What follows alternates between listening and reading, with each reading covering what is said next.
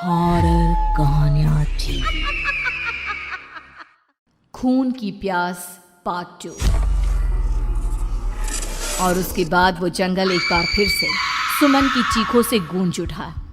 लेकिन आज की रात सुमन की चीखों को सुनने वाला वहां पर कोई भी नहीं था। अगर वहां पर कोई मौजूद था तो बस हरिया, जो कि अब एक भेड़िए में बदल चुका था। सुमन के बालों को पकड़कर घसीटते हुए वो जंगल के बीचों बीच एक जगह पर ले जा रहा था। अगली सुबह गांव में। अरे भाई, पता नहीं क्या बात है, अपने गांव का हरिया किसान और उसकी पत्नी सुमन दोनों गायब हैं। दोनों का कोई अता पता नहीं। अरे कैसी बातें कर रहे हो भाई, ये कब हुआ है? अरे पूरे गांव में खबर फैली पड़ी है। कल रात को दोनों खेत की तरफ जा रहे थे, लेकिन लौटकर आए ही नहीं। तो हो सकता है अपने खेत पर होंगे। पूरा गांव ढूंढ कर आया है भाई। जानते हो क्या मिला वहां पर? क्या हुआ भाई? क्या मिला? बताओ हमें, क्या मिला? अरे हरिया की पत्नी सुमन के कपड़े पड़े हुए थे। शरीर का एक एक कपड़ा फटा हुआ झोपड़ी के बाहर पड़ा था, लेकिन दोनों पति पत्नी का कोई पता ठिकाना नहीं था। अरे भाई, लेकिन उसका जो दोस्त है ना रामू किसान, उससे पता करके आते हैं ना। अब तक तो दोनों साथ ही खेत पर जाया करते थे। हाँ, हमें उसके घर जाना चाहिए भाई। चलो वहाँ चलते हैं, चलो। वो सारे लोग रामू के घर पर पहुंचते हैं। रामू अपने घर के बाहर बैठकर हुक्का पी रहा था। आज सारे के सारे लोग टोली बनाकर मेरे घर क्यों आ रहे हैं? क्या कोई मर गया क्या भाई? अरे कैसी बातें कर रहे हो? तुम्हारा सबसे अच्छा दोस्त हरिया और उसकी पत्नी गायब है, और तुम यहाँ बैठकर हुक्का पिए जा रहे हो हैं? रामू ने अजीब सी नजरों से उन सब गांव वालों की तरफ देखा, जिसकी वजह से वो लोग एक बार के लिए डर गए। गायब है? अरे गायब नहीं है, मुक्ति मिल गई है। उन दोनों को मुक्ति मिली है। इस दुनिया में आकर हर इंसान पाप करता है, और उसे उसके पापों के लिए मुक्ति मिलना बहुत जरूरी है। अरे ये कैसी बहकी बातें कर रहे हो भाई, हैं? और इसका चेहरा अजीब सा क्यों लग रहा है? लगता है दोस्त के मरने का गम बैठ गया है। पागल हो गया है शायद ये पागल। ये बात सुनते ही रामू चीख कर जोर से चिल्लाते हुए कहता है, पागल मैं नहीं हूँ, पागल तुम सब हो। और ये शैतानी जंगल अब तुम में से किसी को नहीं छोड़ने वाला, सबको खा जाएगा। याद रखना मेरी बात। शैतानी जंगल? कैसा शैतानी जंगल? लगता है रामू पागल हो चुका है। हमें यहाँ से चलना चाहिए भाई। चलो। तभी रामू की पत्नी बाहर आती है। नहीं, आप लोग इनकी बात का बुरा मत मानिए। 2 दिन पहले हरिया के साथ खेत पर गए थे। जब से वहाँ से आए हैं तब से ऐसी ही बातें कर रहे हैं। भगवान जाने ऐसा क्या देख लिया उन्होंने, खेत में कुछ भी बड़बड़ाते रहते हैं। लेकिन गांव के लोगों ने कमला की कोई बात नहीं सुनी, और वो सब वहां से चले गए। रात अब धीरे धीरे ढलने लगी थी। तभी अचानक किसी ने धीमी सी आवाज में रामू को पुकारा। रामू, आ जाओ, मैं तुम्हारा इंतजार कर रहा हूँ। और सुनो, अपनी पत्नी को साथ लेकर आना, नहीं तो काम अधूरा रह जाएगा। ये आवाज सुनते ही रामू के चेहरे पर शैतानी मुस्कुराहट आ जाती है। वो धीमे कदमों से अपने घर के अंदर आता है। क्या हुआ? तबीयत ठीक है ना अब आपकी? मैं तुझे अपने साथ खेत पर ले जाने आया हूँ, चल। मैं तुम्हारे साथ कहीं नहीं जाने वाली। मुन्ना गहरी नींद में सो रहा है, और उसे अकेला छोड़कर मैं तुम्हारे साथ खेत पर नहीं आ सकती। वैसे भी तुम्हारे उन खेतों में भगवान जाने कौन सा राक्षस घूम रहा है, मुझे तो डर लगता है। रामू गुस्से में दांत पीसता अपनी झोपड़ी से बाहर आ जाता है, और कमला गहरी नींद में अपने बच्चे के साथ सो जाती है। तभी अचानक रात को रामू की झोपड़ी के ऊपर एक साया वही गाना गुनगुनाते हुए घूमने लगता है, जो हरिया के मोबाइल में बजा करता था। मैं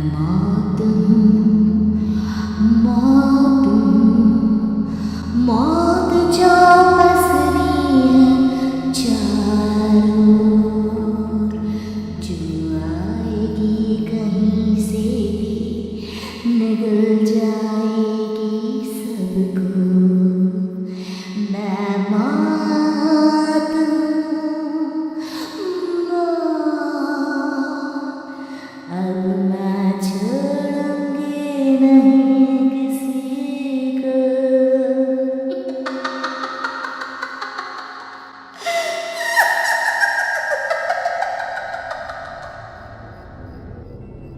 ये आवाज सुनकर रामू की पत्नी कमला की आंख खुलती है और वो देखती है कि उसका मुन्ना अपनी जगह से गायब था। कमला चीखते हुए बाहर दौड़ कर आती है। वहां पर उसने देखा कि रामू ने अपने बच्चे को झोपड़ी के बाहर एक पेड़ से उल्टा लटकाया हुआ था और उसका बच्चा चीख चीख कर रो रहा था। वहीं दूसरी तरफ एक साया बच्चे के ठीक नीचे आग जलाकर उसके चारों तरफ हैवानों की तरफ नाच रहा था। छोड़ दो मेरे बच्चे को। अरे क्या कर रहे हो तुम? शर्म नहीं आती तुम्हें? अपने ही बच्चे को इस तरह मौत के हवाले करते हुए। अपना बच्चा? किसने कहा ये मेरा बच्चा है? अरे ये तो उस रामू की औलाद है, इस गांव के किसान रामू की, और मेरी दुश्मनी इस गांव के हर इंसान के साथ है। क्या? कैसी बात कर रहे हो तुम? और ये औरत कौन है? ये मेरे बच्चे को खा जाएगी। तभी अचानक से उस साया ने एक बेहद खतरनाक दिखने वाली औरत का रूप ले लिया और उसकी आंखों से आग निकल रही थी। सही पहचाना तूने। मैं तेरे बच्चे को खा जाऊंगी। अगर तू अपनी इस हैवान पति रामू के साथ जंगल नहीं आए तो मैं तेरे बच्चे को खा जाऊंगी। लेकिन क्यों? आखिर क्या चाहती हो तुम मुझसे? मुझे जंगल क्यों ले जाना चाहती हो? औरत बुरी तरह से ठहाके मार मार कर जोर जोर से हंसने लगी और साथ में रामू भी। ये तो तुझे वहाँ चलने के बाद ही पता चलेगा ना। अगर तू नहीं आई तो थोड़ी देर में तेरा ये बच्चा आग में जलकर मर जाएगा। चल जल्दी। नहीं, मेरे बच्चे को छोड़ दो। तुम जहाँ कहोगे मैं तुम्हारे साथ चलने के लिए तैयार हूँ। और उसके बाद उस बच्चे को झोपड़ी में लिटाकर आगे आगे वो साया चल रहा था और उसके पीछे पीछे रामू अपनी पत्नी के बाल पकड़कर उसे घसीटते हुए जंगल की तरफ ले गया। जंगल में जाने के बाद, कितनी खूबसूरत हो तुम। आज की रात बस तुम और मैं एक दूसरे के साथ रहेंगे। मुझे तुमसे बहुत डर लग रहा है। तुम्हें क्या हो गया है? तुम तो बिल्कुल ठीक थे। वो होगा जो हमारे बीच होना चाहिए। तो आओ अपने आप को मेरे हवाले कर दो। कमला ने डर की वजह से अपनी दोनों आंखें कसकर बंद कर ली थी। रामू ने बुरी तरह से चीख कर कमला से कहा, आंखें खोलो अपनी और मेरी तरफ देखो। कमला ने जैसे ही अपनी आंखें खोली उसने देखा कि रामू एक खतरनाक खूनी हैवान में बदल चुका था। कौन हो तुम? जाने दो मुझे। क्या चाहते हो मुझसे? वही जो एक आदमी एक औरत से चाहता है। मैं तुम्हारा पति रामू नहीं बल्कि इस जंगल का एक भेड़िया हूँ और आज की रात तुम्हारे खून से अपनी प्यास बुझा जाऊं। और उसके बाद वो जंगल कमला की दर्दनाक चीखों से गूंज उठा। अगली सुबह कमला के कपड़े भी जंगल में उसी तरह पाए गए जैसे कि सुमन के पाए गए थे। इस घटना के बाद पूरे गांव में दहशत का माहौल था।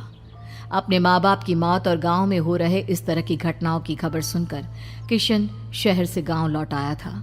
अपने माँ बाप की बेदर्द मौत की वजह से वो बहुत परेशान था।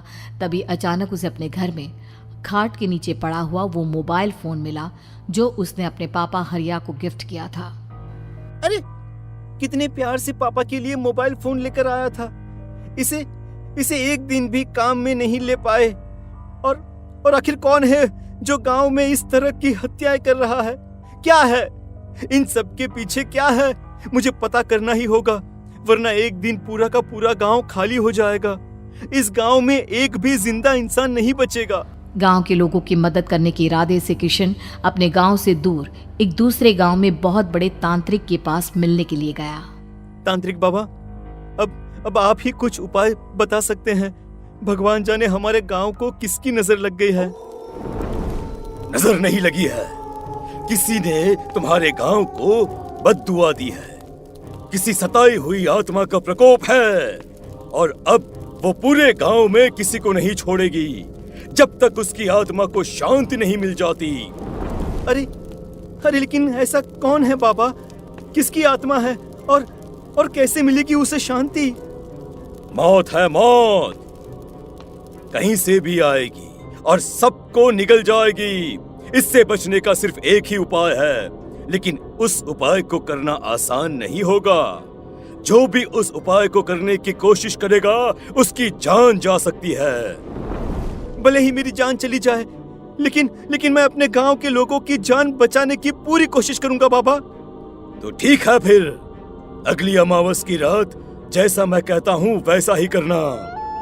अमावस की रात तांत्रिक के बताए अनुसार किशन अपने साथ केरोसिन लेकर जंगल की तरफ चल पड़ा। उसके हाथ में देवी के मंदिर का सिंदूर भी था। किशन जंगल के बीचों बीच पहुंचा। ये देखकर उसकी आंखें फटी की फटी रह गई। वहां एक उबलते पानी का तालाब था और कई लोगों की लाश लटक रही थी। किशन के माँ बाप की लाश भी वहीं थी। माँ, बापू, क्या हो गया? ये क्या हो गया? तभी वहां पर एक औरत और आदमी आते हैं। उन्हें देखकर किशन चौंक जाता है। गोपाल काका, आपकी तो 5 साल पहले मौत हो गई थी। और निर्मला काकी, आप? मौत तो हो गई थी, लेकिन तुम ये नहीं जानते कि हमारी मौत कैसे हुई थी। क्या कहना चाहते हैं आप? कुछ नहीं, बस ये जान लो कि अब इस गांव में कोई जिंदा नहीं बचेगा। लेकिन क्यों काकी? क्योंकि 5 साल पहले इन गांव वालों ने मुझे डायन बताकर पत्थर मार मार के मार डाला। मेरी कोई गलती नहीं थी। गांव का एक बच्चा क्या लापता हुआ, सारा इल्जाम मेरी पत्नी पे डाल दिया। और जब मैंने निर्मला की जान बचाने की कोशिश की तो मुझे भी मार डाला। आपके साथ ये बहुत गलत हुआ काकी, लेकिन आप जो कर रहे हैं वो भी सही नहीं है ना? तुम यहाँ से चले जाओ वरना तुम भी नहीं बचोगे। हमारी आत्मा पिछले 5 साल से मुक्ति के लिए भटक रही है। चले जाओ यहाँ से। मौका देखकर किशन सिंदूर उन दोनों के ऊपर डाल देता है। उनका शरीर जलने लगता है और वो भयानक तरीके से चिल्लाने लगते हैं। अगले ही पल किशन उनके ऊपर केरोसिन डाल देता है और वो दोनों जल जाते हैं। किशन अपने माँ बाप और दूसरी लाशों का अंतिम संस्कार करवाता है और अपने घर लौट आता है। लेकिन वो अभी भी इस बात से अनजान है कि मोबाइल अभी भी बज रहा था। मैं मौत हूँ।